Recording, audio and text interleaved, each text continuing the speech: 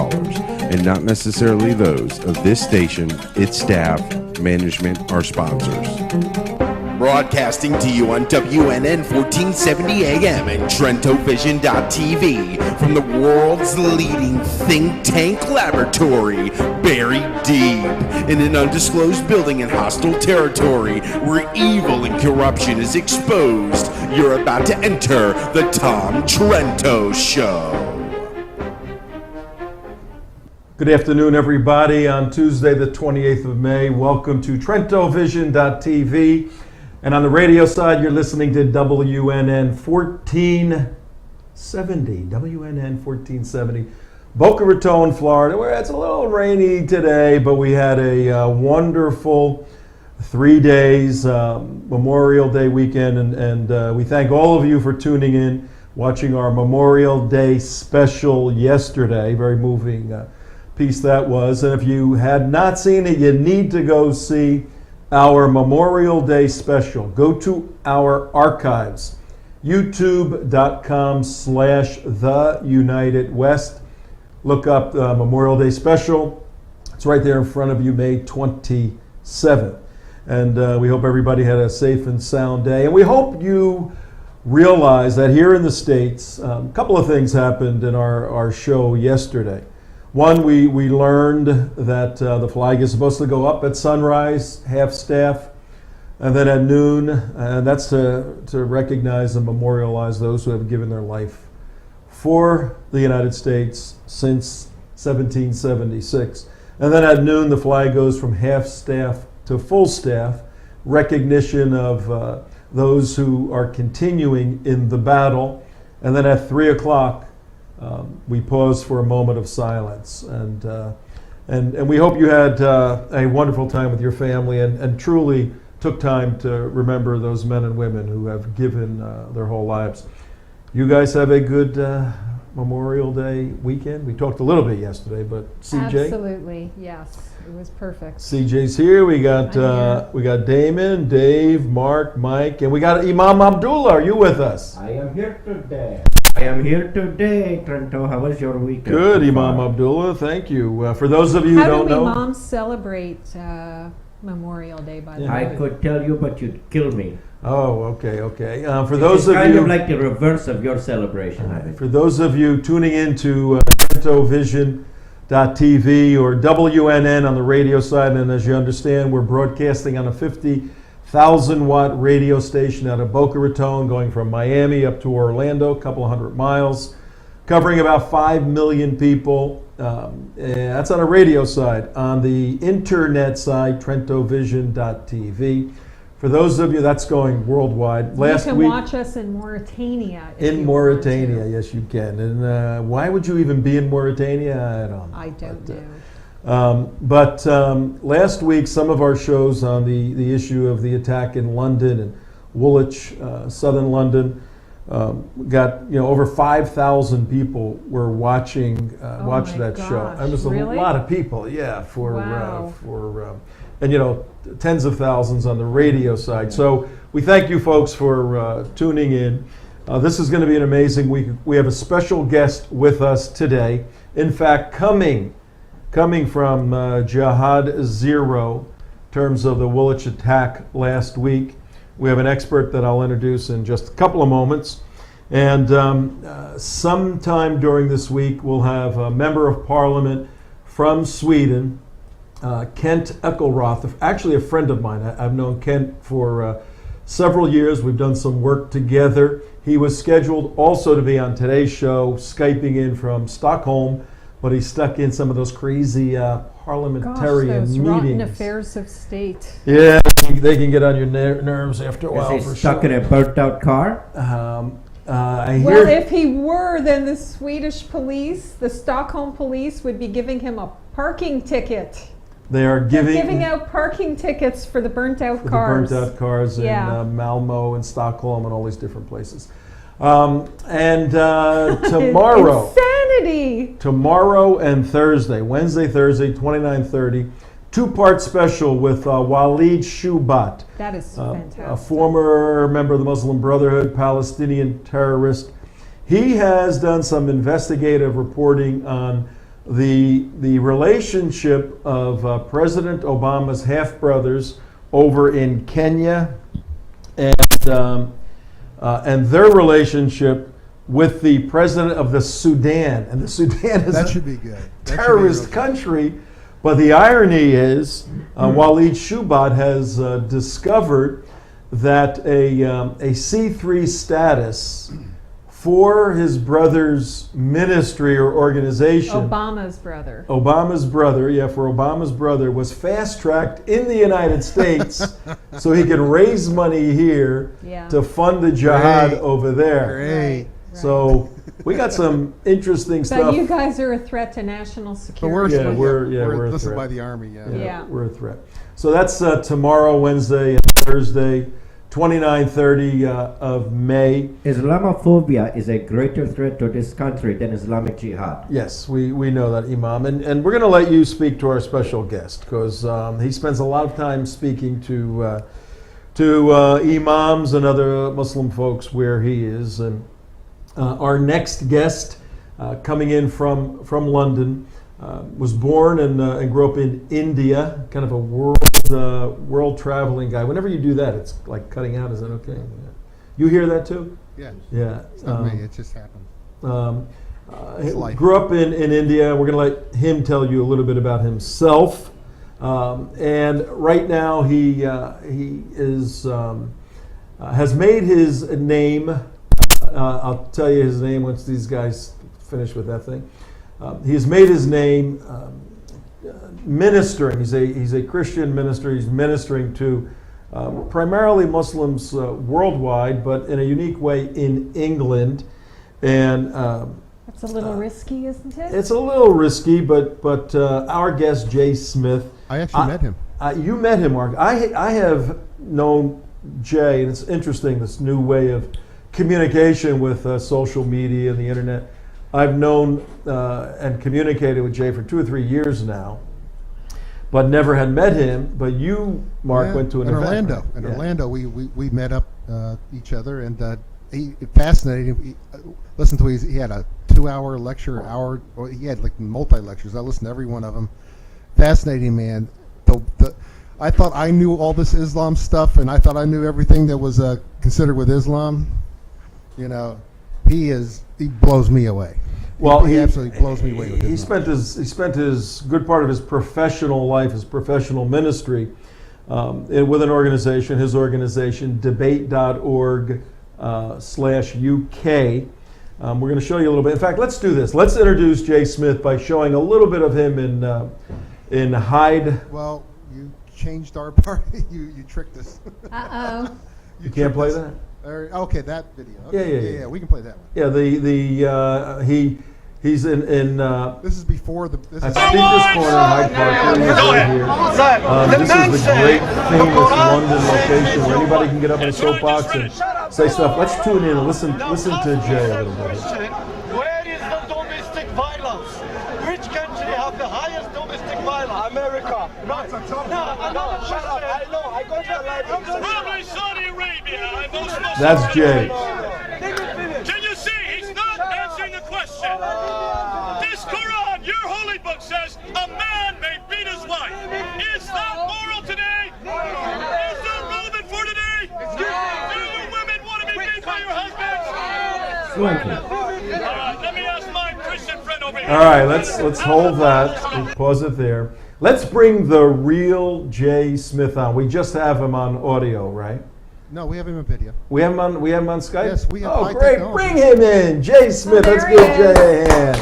All right. How are you, Jay?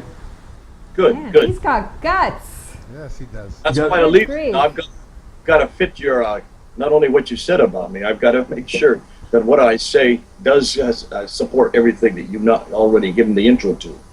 Yeah, tell us a little bit about how you grew up, how you got into this work, and then we're going to get into the details of the horrible killing of Lee Rigby last week.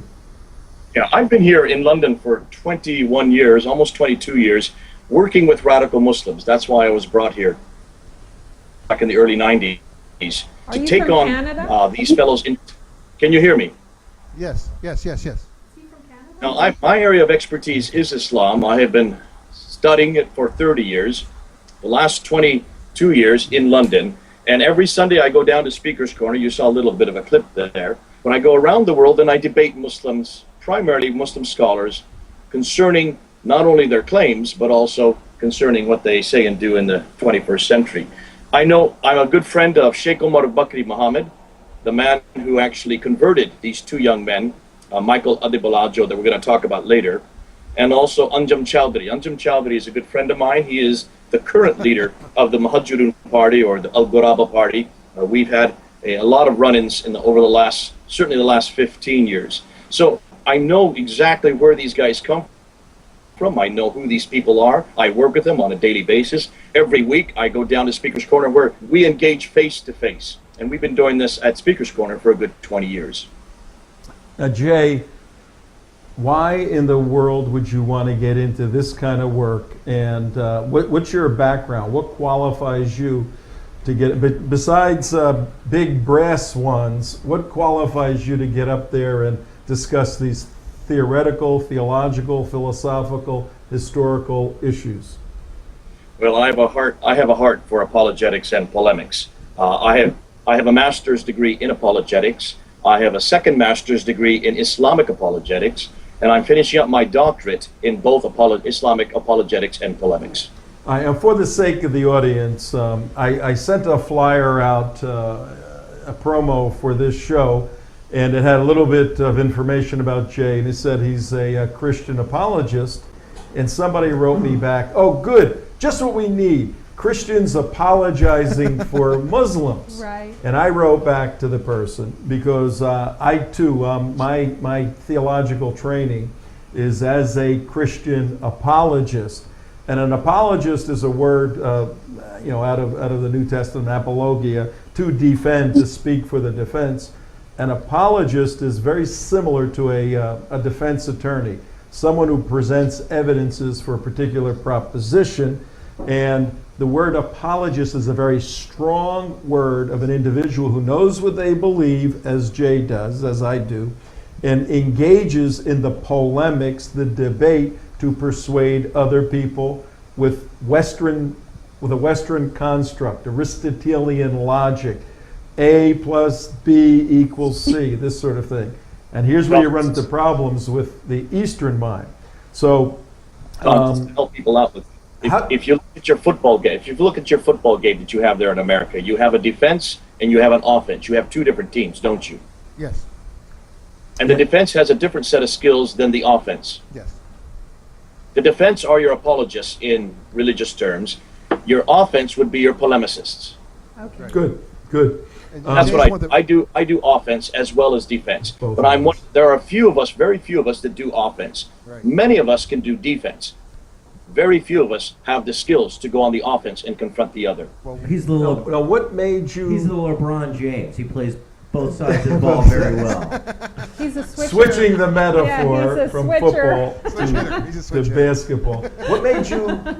Where you studied in the U.S. or you studied in Canada, or where'd you study?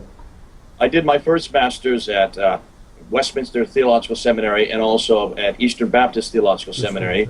I did my second master's at Fuller Seminary in California, and then I'm finishing up my doctorate at Melbourne School of Theology in Australia. And what made you go to the UK? I mean, beside God directing you, why did you feel you wanted to go to the UK? I was asked to come here. We were living in West Africa, working with Muslims in the country of Senegal, when the call came out that they needed help in London. There are a million Muslims living here in London, and many of the Muslims in London are very radical, and people just did not know how to deal with many of the challenges that were coming out. At that time, there was an awful lot of challenges against our Bible, challenges against the Christology of Jesus. Much of the material put out by Ahmad Didat, maybe you know that name.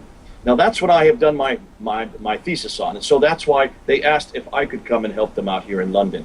And I've been here for over 20 years doing just that. Wow. Hey, folks, it's the 28th of May, Tuesday, right? Tuesday, May 28th. Tom Trento, your host, Trento Vision. CJ right over here. And there she is. Hi, CJ. And it's about 17 minutes past 5 p.m. in the afternoon East Coast time. We're talking to Jay Smith, who is Skyping in from England exactly 5 hours ahead. So it's nighttime for Jay. And we're getting a little bit of understanding as to who Jay Smith is, what he does, and how that relates to the story we have been covering all last week. The horrendous slaughtering of drummer Lee Rigby. So before we move into that, I got a bunch of people here, Jay. I think some of them may want to ask you some questions, and then we'll move into the particular issues of the attack. CJ, you got any questions, or Mark, or anybody? Yes, I do. Jay, you really impressed me with your knowledge, and it's really hard to impress me with the, with your knowledge of Islam. And what do you think it really takes to understand the whole Islamic doctrine? What key areas would you recommend studying for people who are interested in this stuff? And where's a basic core understanding for people to start, in your opinion? I think the best place to start is to find your Muslim friend and ask him certain questions. You need to find out where they stand. Muslims, there are many types of Muslims, and the majority of Muslims you're going to find in America tend to be the more moderate kind of Muslims. The more radical Muslims that we get here in London, I don't see much in America. They are there, but they keep under the radar.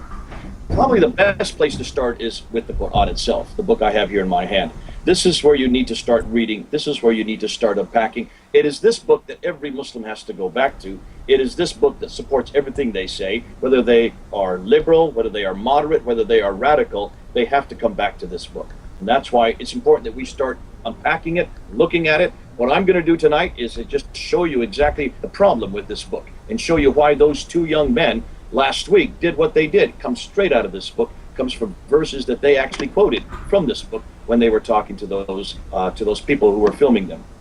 And for the sake of you have a question, or no? We get into it. For the sake of the audience here, at about 20 minutes after 5 o'clock, WNN 1470 on your radio, TrentoVision.tv.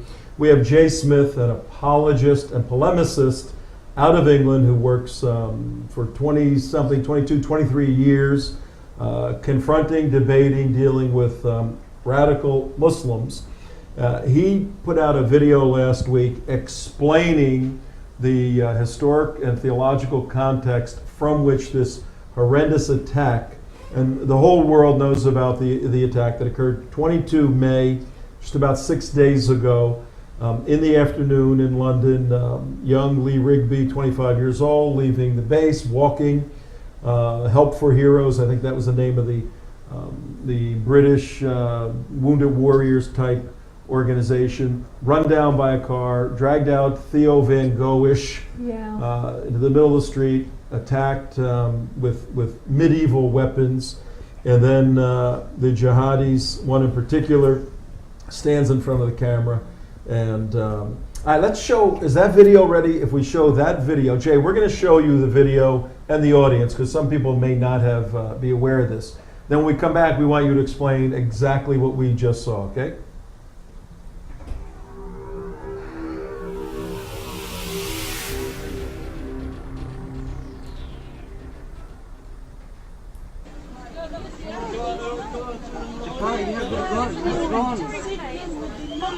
Now, for our radio listeners, Tom, I'll just explain. This gentleman's on the bus. If you go to youtube.com/theunitedwest, you can see this video. And what he's doing is the bus is stopping in the middle of the street because this car has just hit this young soldier, and he's videotaping it. And soon the gentleman will come over and explain why he just sliced this young kid's head off. We have killed this man today is because Muslims are dying daily by British soldiers, and this British soldier is an eye for an eye and a tooth for a tooth. By Allah, we swear by the Almighty Allah, we will never stop fighting you until you leave us alone. So what if we want to live by the Sharia in Muslim lands?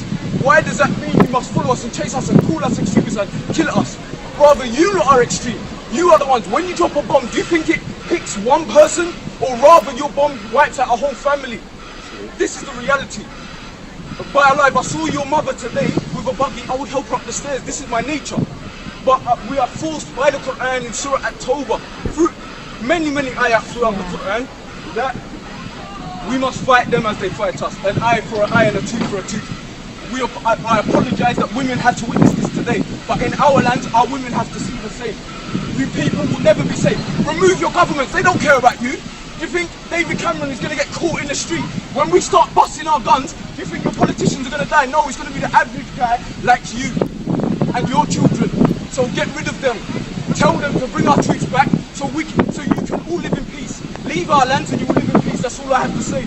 I mean, Allah's peace and blessings be upon Muhammad sallallahu alayhi wa sallam. Yeah, I think I get more and more aggravated every time I see that. All right, Jay Smith, that's Woolwich. Are we pronouncing it correctly? Is it Woolwich? It's Woolwich, yeah. Woolwich. And that's what, Southern London. Describe the area and then tell us what just happened, please. Hey, let me just give you a background to everything he said. Sure. It's fascinating. This is a very well-known army barracks. Woolwich Arsenal, where he was killed, where Rigby was killed, was right on the corner of the barracks itself. This is the barracks that has soldiers that are now currently serving in Afghanistan. He has just come back from Afghanistan. He was just about ready to go up and see his wife and child, 2-year-old child. Now they were waiting for him, and notice what he says in that video. This was not just a rant and a rave. He quoted certain things. He said very clearly, an eye and a tooth for a tooth. Now you think that that's Old Testament. That's actually in the Quran. That's in Surah 5, Ayah 45. And we prescribe for therein a life for a life, an eye for an eye, and the nose for a nose, and the ear for an ear, and a tooth for a tooth, and for wounds retaliation. So he's actually quoting his own Quran when he used that reference. Right. He took a car, and why did he take a car and hit the man down? That comes right out of Surah 8, Ayah 60. And make ready against them all you can of power, including steeds of war. That includes tanks, planes, missiles, artillery, and whatever is at your disposal, you can use a car. Once they had knocked him down, they went and they started stabbing him, but look what they did. They cut off his head. Why did they cut off his head? And then take the body, put it into the middle of the street so everybody could see this headless person. Why? Because of Surah 47, Ayah 4, which says very clearly, cut off the head of the unbeliever. The first 3 verses in that Surah, 1, 2, and 3, defines who a believer is and who an unbeliever is. Then verse 4 says, and cut off the head of these unbelievers. Now, why did he choose a soldier? That's very clear in Surah 2, Ayah 190, and 190 to about 199. Fight in the cause of Allah those who fight you, and slay them wherever you catch them, and turn them out from where they have turned you out.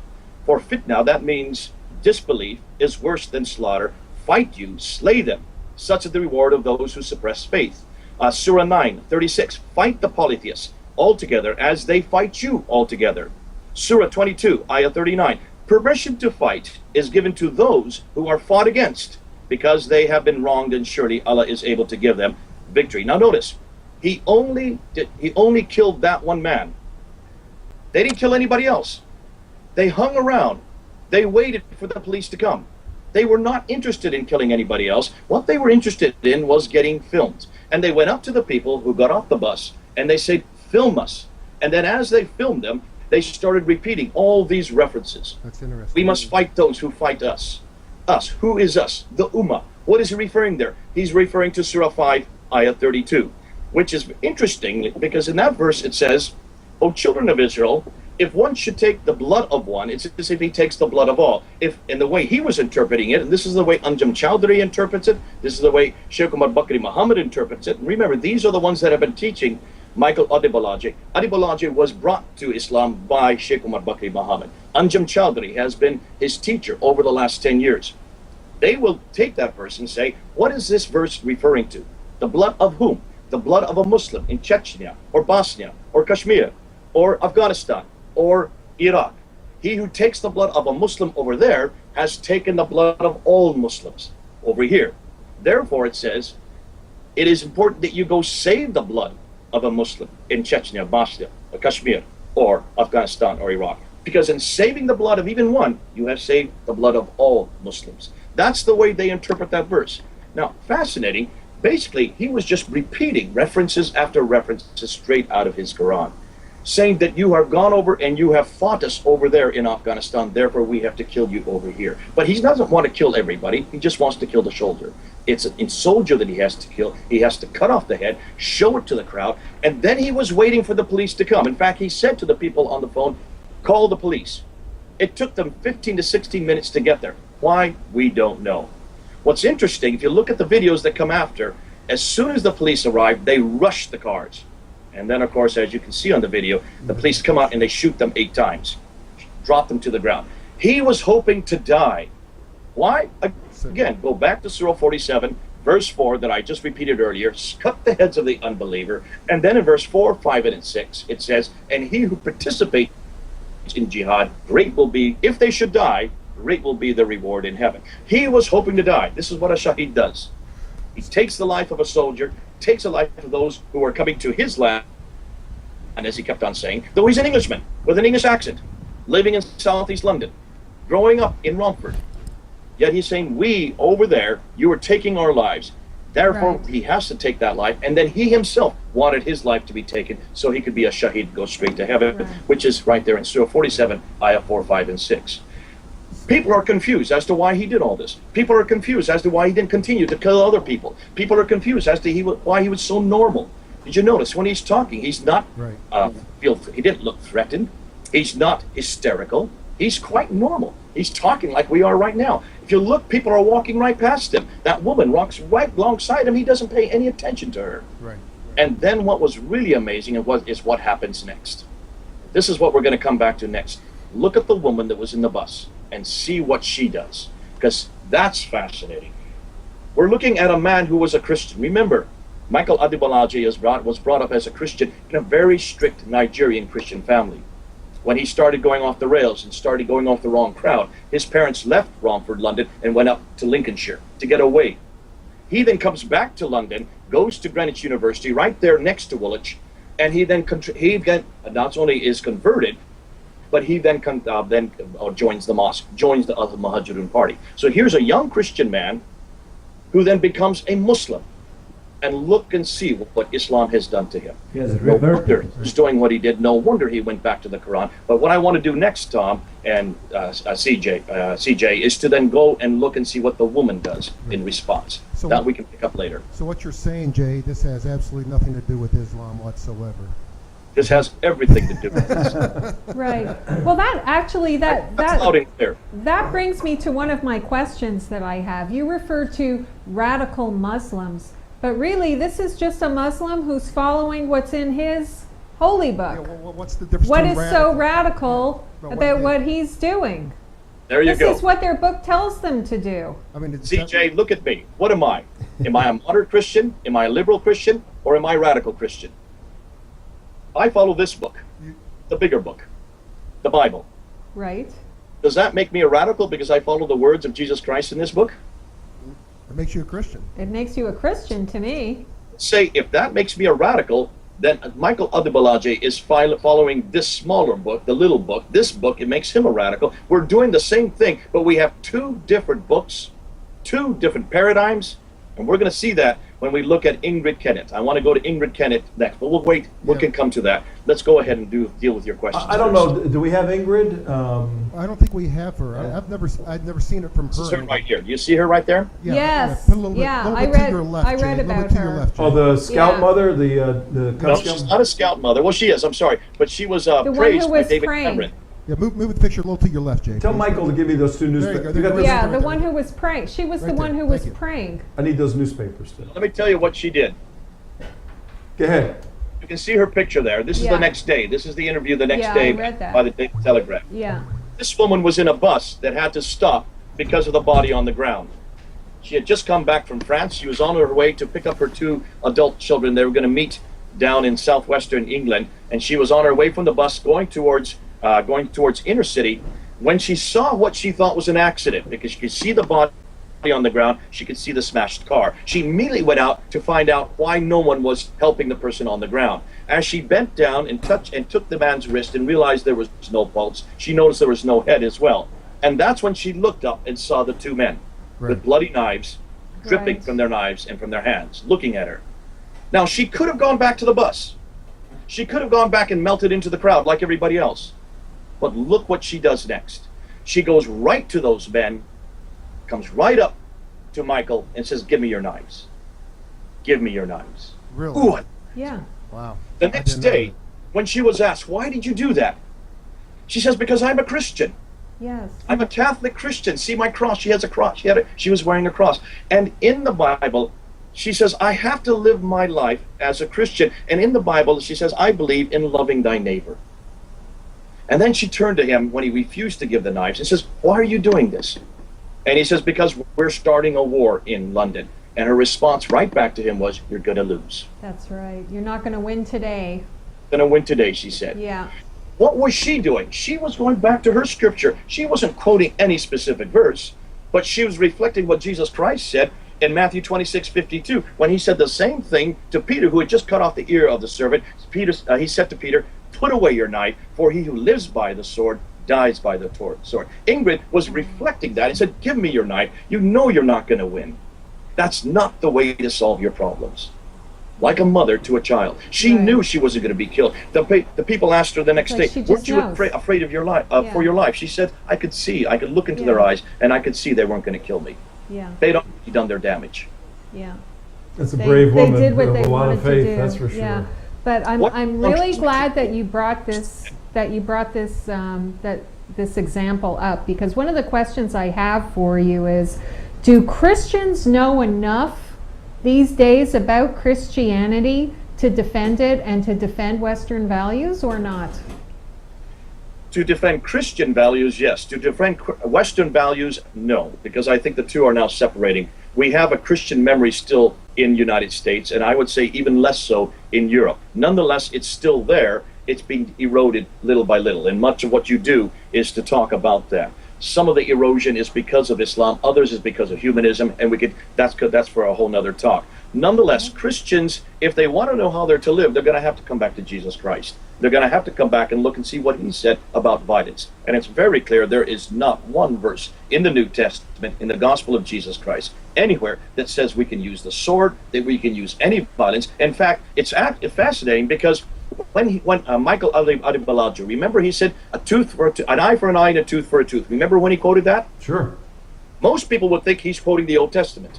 He's actually quoting Surah 5, Ayah 45. That's book 5, verse 45, where the same thing is repeated. Look and see what Ingrid does. Ingrid, now again, I'm not saying that she had the Bible behind her, but she has been indoctrinated enough to know that it's not an eye for an eye and a tooth for a tooth. She's going back to Matthew 5, where Jesus says, you have heard it say, an eye for an eye and a tooth for a tooth, but I say turn the other cheek. She was willing to turn the other cheek. That's why she went right up to these men. She knew that she could have been killed. Yes, she knew that something could have happened. Rather than go back to the bus, she went right back, and she put herself in harm's way to stop these men. That you see in It really is a beautiful clash of civilizations, of clash of Islam civilization. I would say it's a clash of two books. Yeah, a clash of two books, absolutely, and always win. Yeah, well, that's a phenomenal sub story. Let me establish or get clarified some of the factual information on this situation, and then you can update us a little bit. We hear more and more arrests have been made, something like 10 arrests now. But when Lee Rigby, and we did a couple of shows last week, we had his picture up, and Dave, if you can put his picture up, because this is a young guy. It breaks my heart every time I see that. All he wanted to do from a little kid was to serve in the British Army. He was trained as a machine gunner, but he was a drummer. He was a drummer trying to bring joy and happiness to the lives of people, and it's very ironic. I don't know if you know Dr. Andy Bostom. Jay, do you know him? I know the name. Yeah, he's a good friend of ours. He was on last week, and he said it's very ironic that Michael Adibajalo was his narrative was counterfactual, where he's killing a soldier because the British Army is suppressing and killing Muslims worldwide. Well, and he went on to explain that the British Army with the West, with the United States, has freed Iraq from Saddam Hussein, and as a result, there's a constitution in place that is based upon the Quran, upon Yeah. Sharia. The British Army helped set up a Sharia-compliant state in Iraq. Yeah. Same thing in So did we. Yeah, and so did we. The same thing in Afghanistan. Egypt. And yeah, and and British blood has been spilled because the Brits are trying to free Muslims worldwide from these totalitarian regimes. That's an interesting sub-story also. But was indeed, when he was run over, Lee Rigby, they got out and started chopping him up. Was his head actually he beheaded? Come on. No, I'm reading the mainstream press here that is talking about he was stabbed a few times. They're downplaying the seriousness and certainly not the theological component of a beheading. Is that a factual situation, or what? They're not telling us. We don't know. What we're hearing from the witnesses, the people that actually saw the body, was that the head was severed. Others are saying that part of it was still attached, which means they tried their best to sever it, and they just left a little bit what was they could not chop off. Yeah, so we don't know. But it's obviously they went for the throat and they were trying to chop the head off. And that becomes a substantive part of this this narrative. Well, can I? Yeah, go ahead. Let's open it up. I have another question. Along the similar lines, I guess, is we're hearing a lot of this terminology floating around of self-radicalization, and the self-radicalization is somehow they just all of a sudden they're watching videos on the TV or watching videos on the internet, and then they just all of a sudden go their hair crazy. catches on fire, And can you Some help? Jihad syndrome. Can you help some Jihad syndrome. describe where this ideology came from him? Did it come from self-radicalization, or did it come via the mosque, through Chowdhury, or how did this actually happen? Where did he get this idea? And also, we know what basis of it comes from the Quran, but who actually reinforced that to him on a daily basis? Mark, there's not just Michael Adibalajo that we're talking about. We're talking about almost 43 to 49% of the Muslims living in Britain now follow the same narrative. And it's much more overseas. If you go into Muslim countries, you will find that the majority of people in Pakistan, for instance, which is the second largest Muslim country on earth, you're talking about 65 to 72% now of the population now follows this narrative. Right. This is nothing new. It should not surprise us. If you read the Quran, and see, remember the power of this book. This book is divine writ. It is always existed. It has never been created. According to Surah 85, Ayah 22, it exists on eternal tablets that have always existed. So when it was sent down piecemeal over 22 to 23 years to a man named Muhammad, he did not write it, he did not invent it. All he was a repositor to then pass it on to the populace. Therefore, this book is above criticism. It is above questioning. You don't critique it. You do nothing but obey it. Agreed. Any Muslim, whether they're radical, moderate, or liberal, has to go back to this book.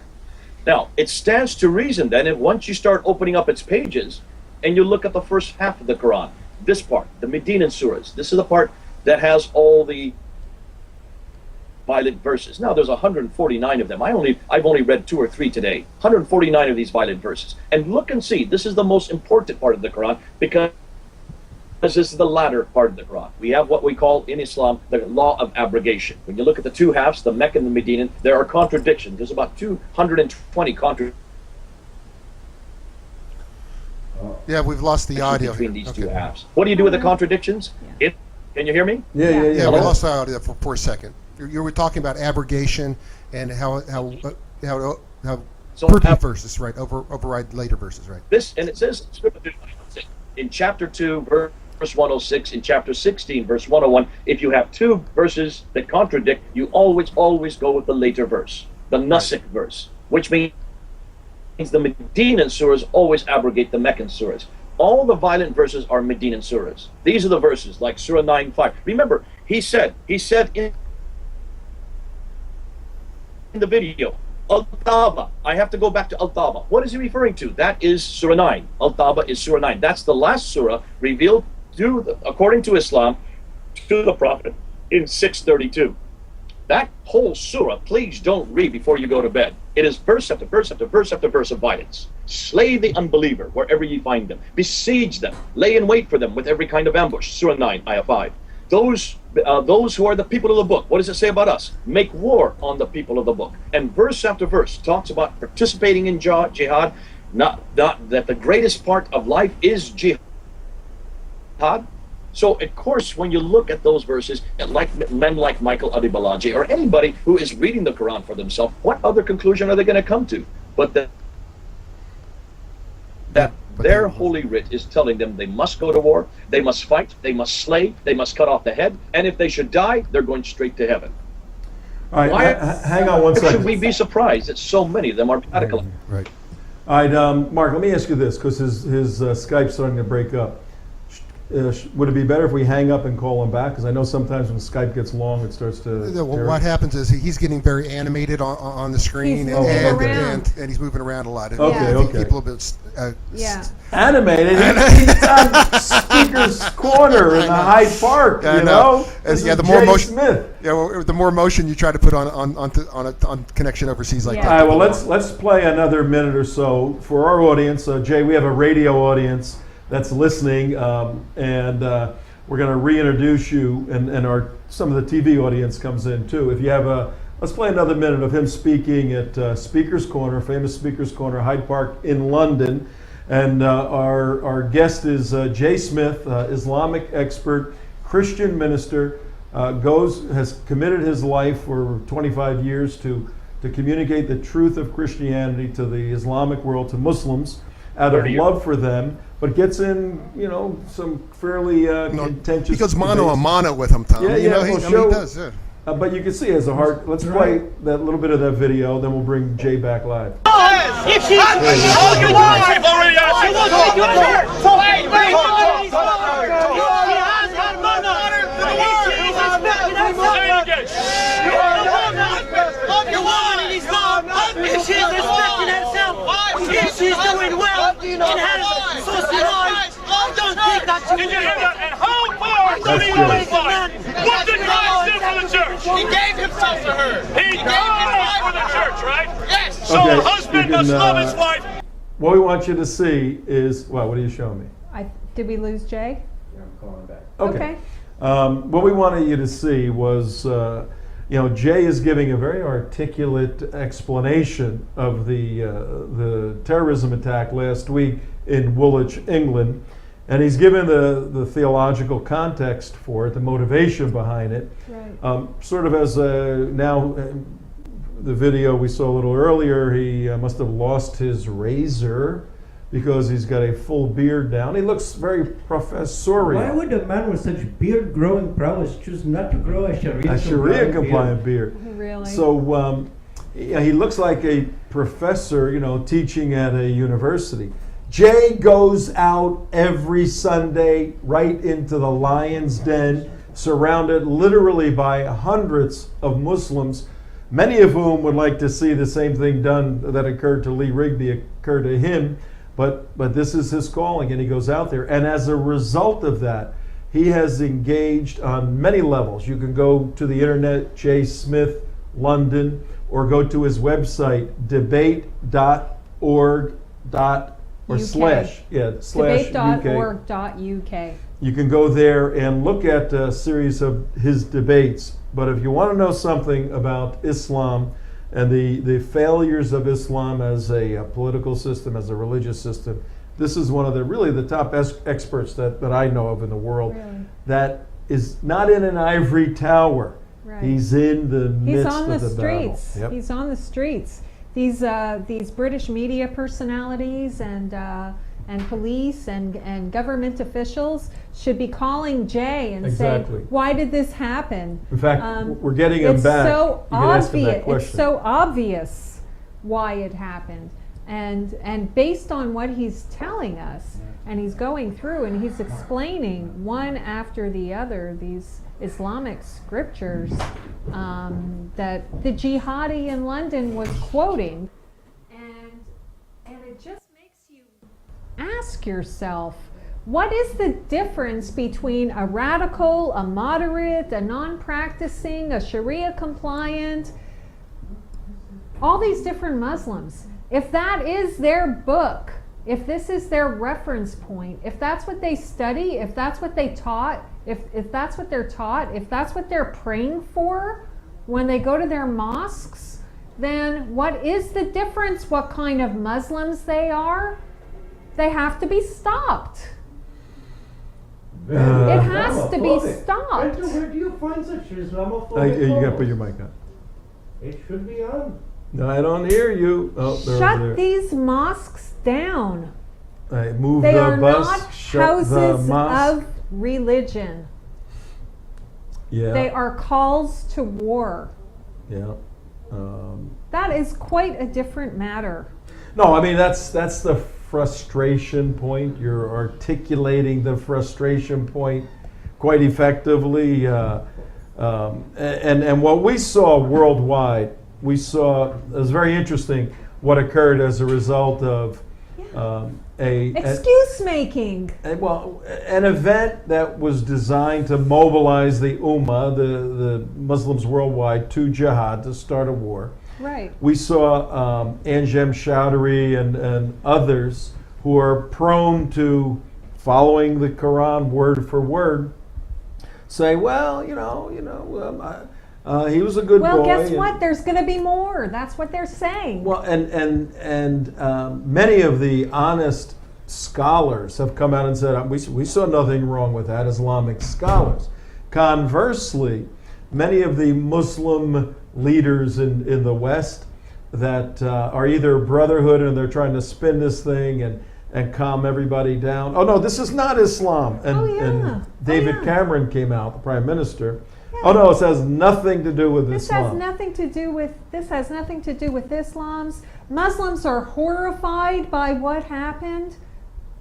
Yeah, and we're concerned for our safety because now you radical right-wingers are going to come out and attack us, and so we need more special privileges and more special attention from all of you in the West to protect us against the backlash that actually never happens. Yep.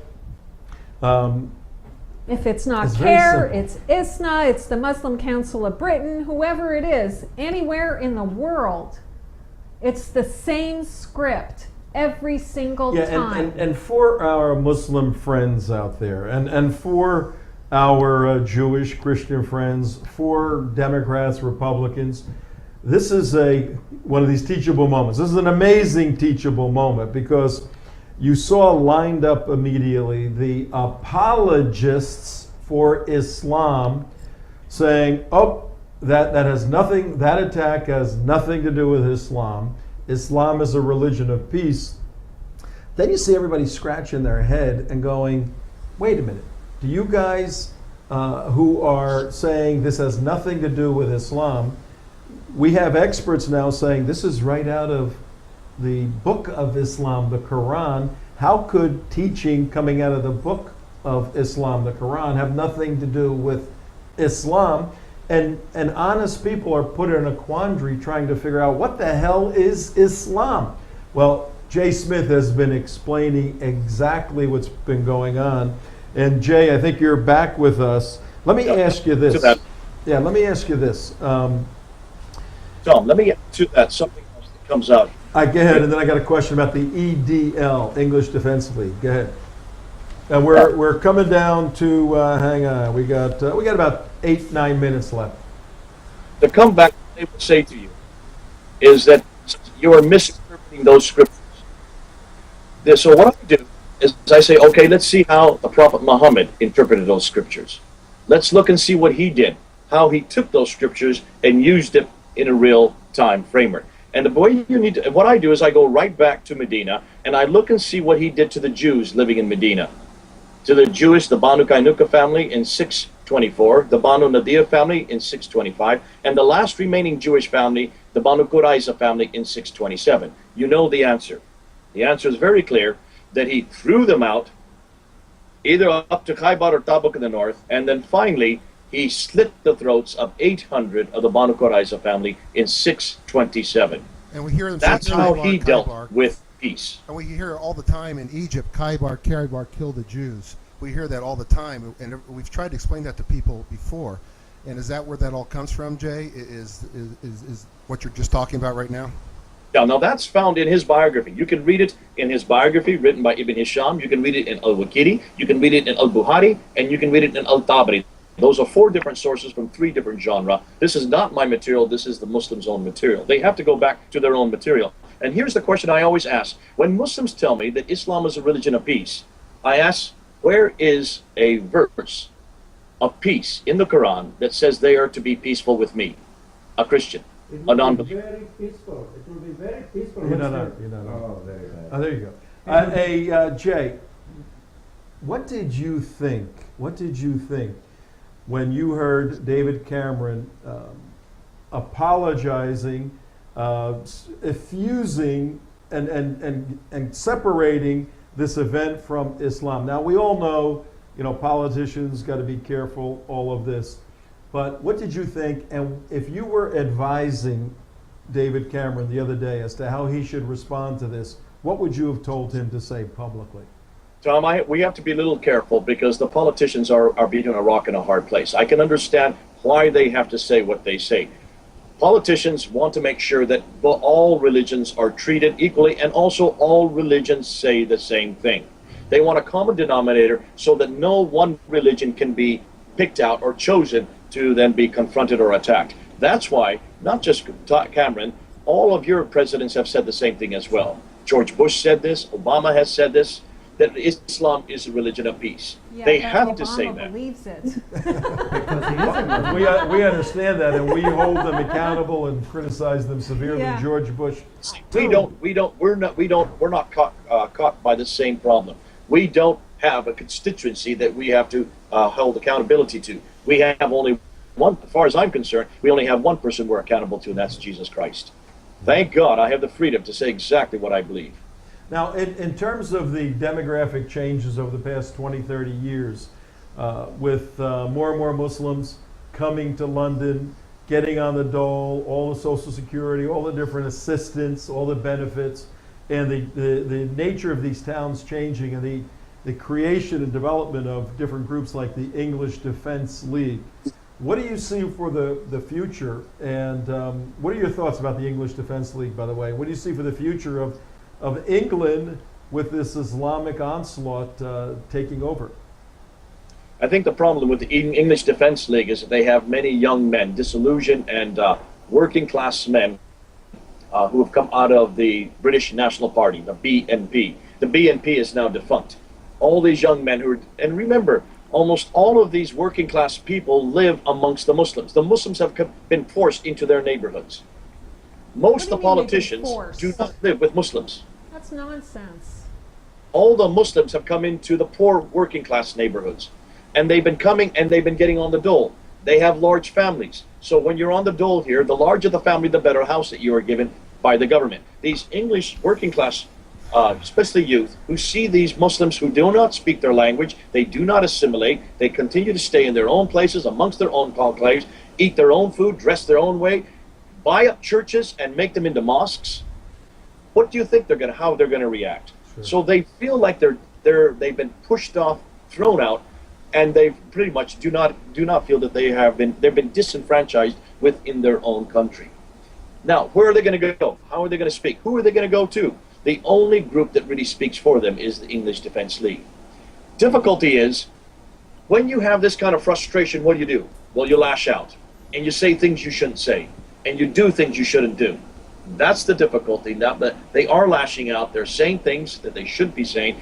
They would like to beat up Muslims. They were firebombing a mosque yesterday. There have been 3 mosques that have been now attacked here in Britain, and there have been about 168 incidents since the last Wednesday against Muslims by many of these young men. Real bad. Unfortunately, that's the problem. How do you keep this anger under control? Well, I mean, if you read any of what they have on the comments of the YouTube, if you read any of the comments on there, which I have because I look at them, it's interesting to see the negativity that is coming from both sides, and instead of It's percolating, man. It's going to boil over. Has the English Defense League actually taken credit for any of these mosque attacks or any other so-called hate crimes? No, and they would not take credit for it. What is the difficulty is So then when how do you know that it's them? How do you know it's not Muslims targeting themselves to portray themselves as victims, which they do in the United States? They did that all the time. And That's a then good point. lie about it publicly.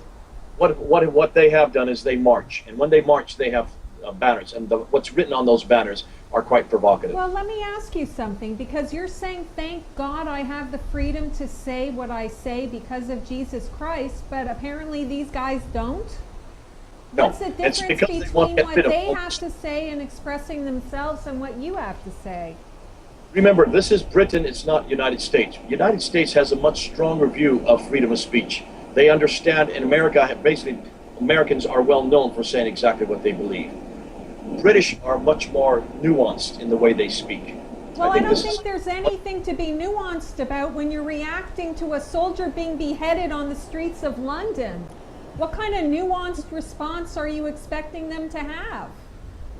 What British want, as British have always done historically, is they have listened to the debate, they have allowed the debate, but it has to be done in civilized terms. Well, how can you be civilized with people who are savages? Who are uncivilized in many, many respects. Well, this is the tension between these groups, and the EDL last week marched and they got in fights and everything. But I know some of the EDL folks, and I understand the frustrations. I think you explained it pretty well, Jay, and it's not going to go away. We got just about 30 seconds left, Jay, with you. What are your words to those of us here in the United States? What lesson can we learn from this whole mess out there? I'm actually encouraged, as much as this sounds terrible on this show, I'm encouraged by what Islam is doing. Islam is coming to its natural conclusion. We're going to see more and more of this. Don't assume this is going to go away. The reaction of the imams, the reactions of the Muslims blaming the West, always blaming and not looking inside or taking any blame themselves. The fact that these two young men, and that this is true of many other young men, could flourish in the mosque. Why were they not notified? Why were the authorities not notified? We're even hearing from the imam of the mosque where they went in Greenwich, saying, yes, we knew about these men. We knew they were radical. You got then 10 why seconds. tell the You got police? 10 seconds, Jay. I think you're going to find that Islam, by its very nature. All right, what he's saying, thank you, Jay Smith. What he's saying as we're winding down here, a very interesting concluding point that he's encouraged by this in the sense that the true nature of Islam is going to manifest itself, and then maybe, just maybe, we will wake up. And that's our job here at Trento Vision and WNN 1470. We'll see you tomorrow, ladies and gentlemen. Thank you.